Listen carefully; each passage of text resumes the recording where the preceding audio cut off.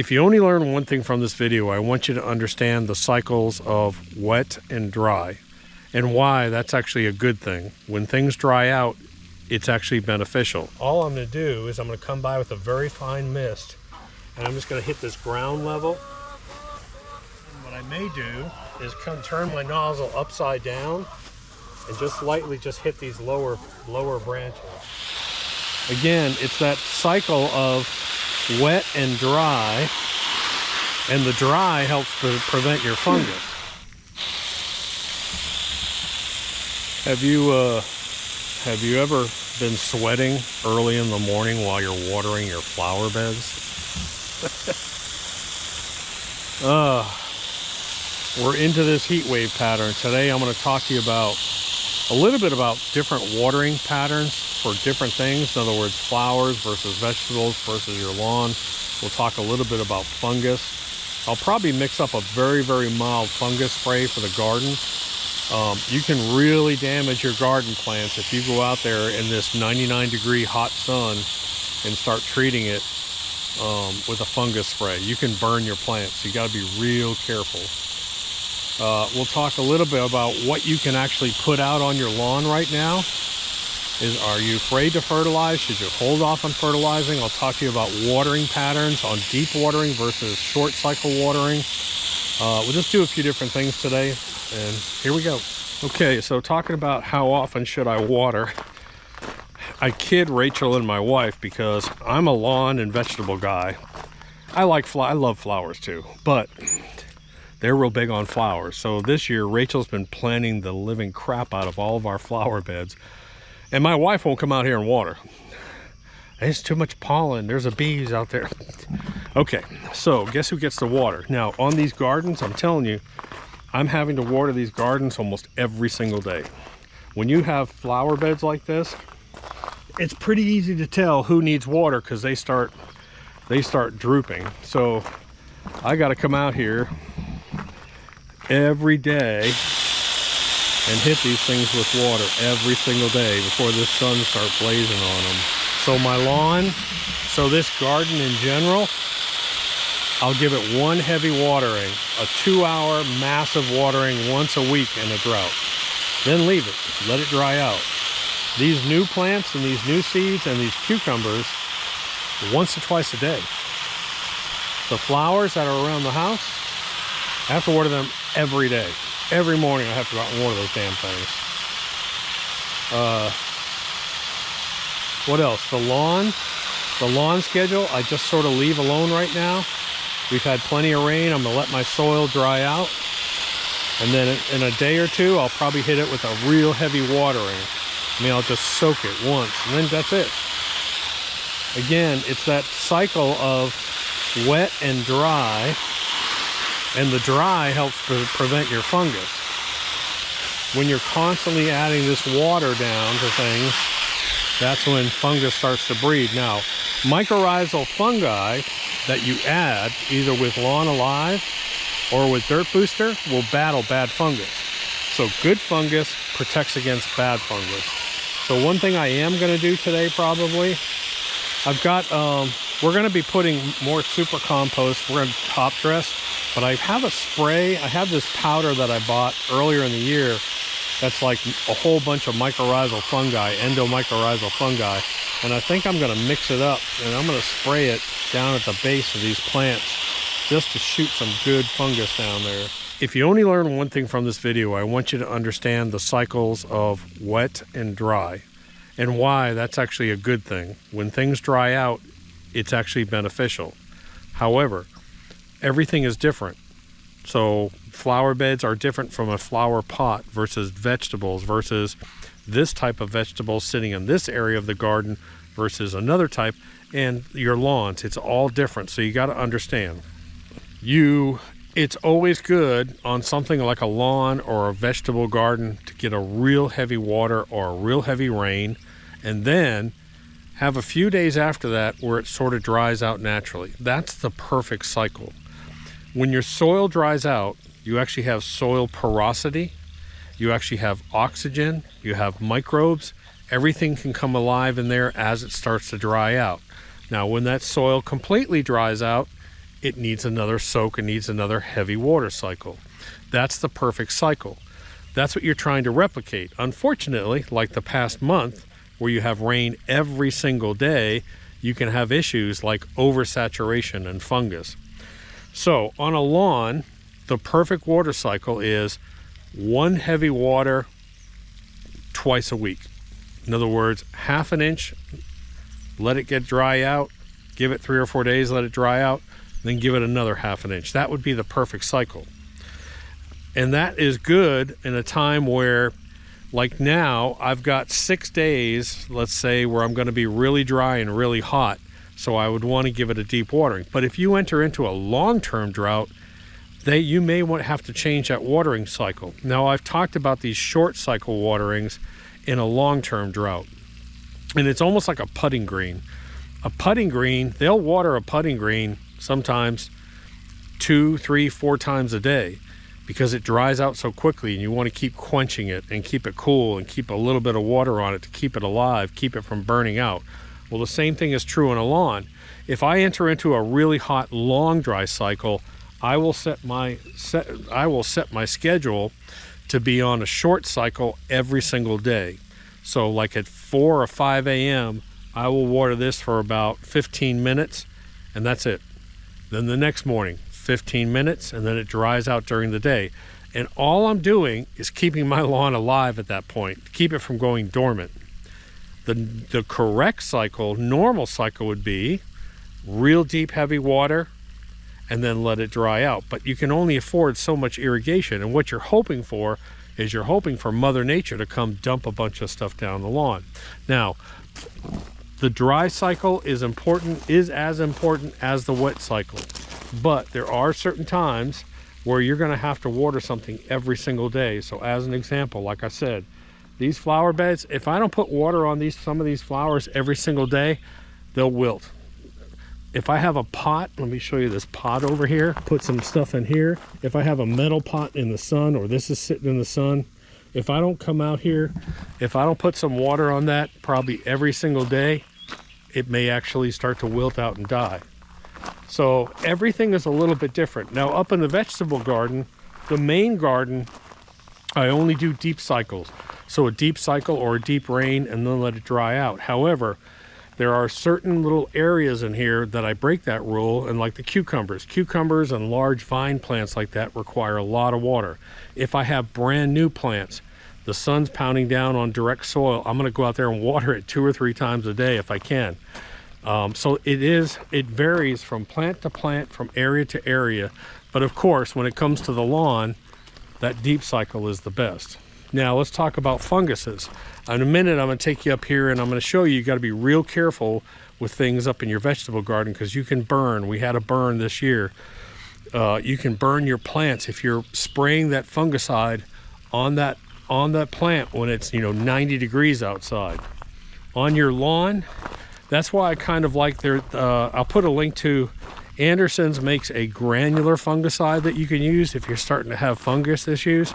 You can go to Lowe's, you can buy a hose end bottle sprayer if you want. But if you're dealing with fungus, just learn the fact that, number one, you can't necessarily use the same fungicide over and over, because it'll start to build up a tolerance. And so you may want to use like propiconazole one time and then something else another time. But if you're dealing with that fungus, yes, you can go out, you can go ahead and treat it either with a granular or with a spray.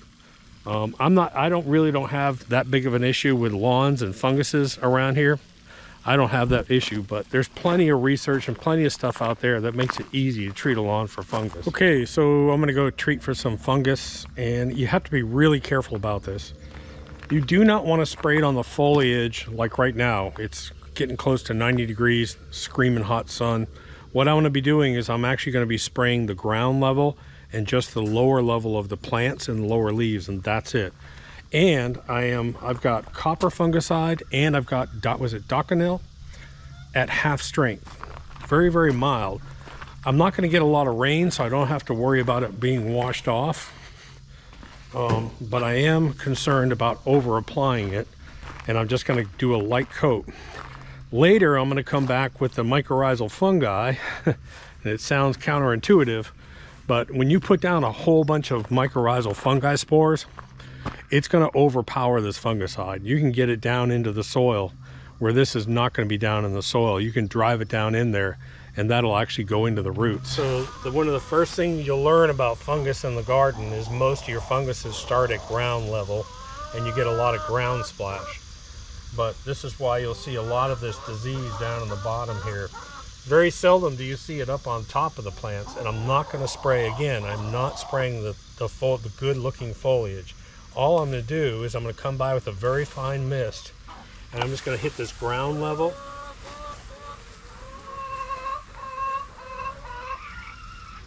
And then what I may do is turn my nozzle upside down and just lightly just hit these lower branches. I am specifically attacking the areas where I see that fungus. I'm not treating that whole plant. I'm just down below. And I'm doing it at a very, very fine dilution rate. I'm only at half strength, a very fine mist.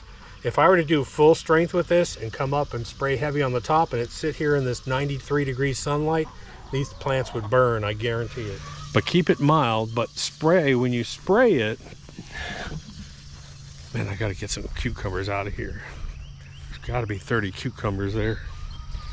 But when you spray your tomato plants, don't come spray the top in this heat.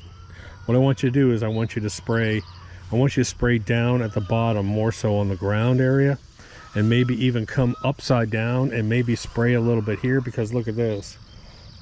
That's where it's mainly going to happen. Yes, you will get some on the interior, and as soon as you get this, you're going to want to remove it, get it out of here. But this is just a constant battle, folks. It's a constant battle, and it happens all the time. So you're real pretty and green up here, see this? And then you come down and look, now you got this fungus down here. But each one of these plants has 10 to 15 tomatoes on it, and I have 52 plants. It's over 500 tomatoes I've got sitting out here. If you have these big zucchini plants, by now your zucchini plants are getting really big. What we did in here is we come by and we cut off all the mature leaves. Go through here, just go through and whack all the mature leaves off of here. And let me show you what happens. So we took all the this plant was huge. We took all the mature leaves off, and now these inner small leaves start to grow, and look what happens. Now I got a bunch of baby squash. So you can jumpstart, if you have yellow squash, zucchini, or anything like that, and you get these big leaves out here, start chopping those big leaves off, let that sunlight get down to the smaller leaves, and it sort of jumpstarts the plant. As an example, this plant right here was huge. It was up like this. We chopped it all down, and now we have the baby leaves. Look at the bees in there. Look at the bees working those flowers. But look at the baby squashes now too. So that's a little trick I've learned, because we let our squash and zucchini get really big out here because we feed a lot of them to the chicken. The small ones we pick to eat. Morning. So this is day number 2. It's actually a gorgeous morning. It's 74 degrees. It's going to get up to 98 degrees today, but something just changed on my 10-day forecast. I wasn't supposed to have any rain for 3 or 4 days, and all of a sudden I pull it up and there's a 40% chance of thunderstorms tomorrow. So this is where you start. This is really important, guys, to watch your 10-day forecast and continually monitor it when you actually get into making these watering decisions. And I'm gonna have John and Jeff come out tomorrow and do some cutting out here, because everything needs to be cut. But I was thinking about running my high pressure pump on my cornfields, at least, not so much on my garden, but I think I'm gonna run it anyways. If they got to deal with a whole day of this, is gonna be scorching sun, it's gonna be 98 degrees, and it's a 40% chance. And you know how that works. Thunderstorm will go right around you over here. Thunderstorm will go right around you over here, and you won't get any water, and you're like, man, I should have watered yesterday. This is really important. If you have a garden, even in a lawn, take a shovel, stick it in the ground, break it back, and put your hand in there about 6 inches and feel the dirt. You can feel if it's dry or if it has moisture in it. I do that in my fields. I do that in the gardens. Each one of those rows, I'll split it open, and every one of those rows is a little bit different. I may have this 1 or 2 lines of pepper plants that are drying out. I want to talk real quick about top watering. We have big irrigation heads on each corner of our garden, and when we need to do a heavy water, we top water. Now, tradition, everyone is going to say you shouldn't top water your plants because you're going to cause fungus. The leaves are going to get wet. Here's where I disagree with that. This lawn, look at my footprints. This lawn is soaking wet right now from dew, overnight dew. It's been wet for hours and hours. Every plant in my garden up here is soaking wet. All the tomato plants are soaking wet. They're covered with dew. So wait a minute. So if mold spores are going to get on there when leaves are wet, do I need to have a fan up there? The other thing is when it rains, do you put a tarp over your garden? Do you put a tarp over your plants to keep that rain from top watering? No. So I think where the confusion comes in is people want to talk about ground splash. And what that is there are basically mold and fungus spores on the ground. And when you spray down the ground, you're going to splash up. Wetting the leaves for a small amount of time, in my opinion, actually cleans the leaves. Now, you would not want to do this at night, obviously. You don't want to run it at night and get them wet going the night. But I want you to understand this fact. And you can use Google to check me on this, because I'm sure there'll be some doubters. In every cubic yard of air that goes by me right now, there's 50,000 to 200,000 mold spores. And I'm sure there's fungus spores and disease spores in there as well too. Inside your house, there are acceptable levels of mold spore. I think it's like 10,000 is acceptable, below 10,000. So every cubic yard of air in your house, you may have 5,000 to 20,000 mold spores in every cubic yard of air. Google it. Trust me, it's there. I did a big long video on this on air purification when we were talking about this, and we were talking about pressure washing. People think that if they put something down that lasts for a couple days, it's going to protect the mold from growing, and it's not true. Every single day, millions of mold spores are dumped on your driveway and dumped everywhere. So my opinion is, if you top water correctly, in other words, if I go out to my garden and once a week I do a real heavy water early in the morning and dump 3/4 of an inch of rain up there, that's different from going out every day and top watering and top watering. So that's where I differ from it. Same thing on your yard. You top water your lawn and you wake up in the morning and it's full of moisture every single morning and all night long because of the dew. So I kind of have a disagreement on that. We used drip irrigation up there last year, was it? Last year we did drip irrigation. I hated it. And we had just as much disease as every other year. It did not help with disease. Drip irrigation did not help us with our fungus diseases up there. But look at, can you see this right here? There's a drop of water just hanging off. Look at it, it's on my finger. Same thing here. Drop of water on my finger. These leaves are just soaked. Look at it, right here, watch. These leaves are soaking wet. They're just dripping and dripping and dripping. I haven't top watered. I haven't done anything for days. I haven't had any water. But this is that, what ends up happening is when these leaves are wet and the breeze comes by, all the mold spores starts to drop on here. So technically speaking, I should be top watering and spraying all those mold spores off of this. So to me, it just doesn't make sense. I get it. If you're top watering and leaving your plants wet into the night, that's bad. If you're spraying down and ground splashing, that's bad. But top watering with fresh, clean water and washing off mold spores and bacteria and everything else, in my opinion, is actually a good thing. That's why Mother Nature rains. It washes off. Rain is good. It cleans off these plants. So I don't know. Obviously I don't have a laboratory out here to test this, but that's my theory on it. That's my belief on it, is that top watering, when done properly, is actually beneficial. Because look, in between here, I don't have raw dirt. Every single row, you're going to see a little bit of grass and a little bit of clover, and every single row here, I have a massive root system in between. This whole thing is a massive root system. This is what you want to see. This is all talking. This is a living web in here, and this increases my water infiltration rate. If I just have bare soil here, it's just going to lock up because it's clay and it's going to run off. But because I have the roots, I have tripled my infiltration rates, making sure that I never have raw dirt.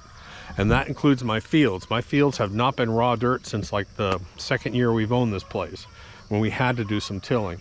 It's always been green, and the infiltration rate has really gone up.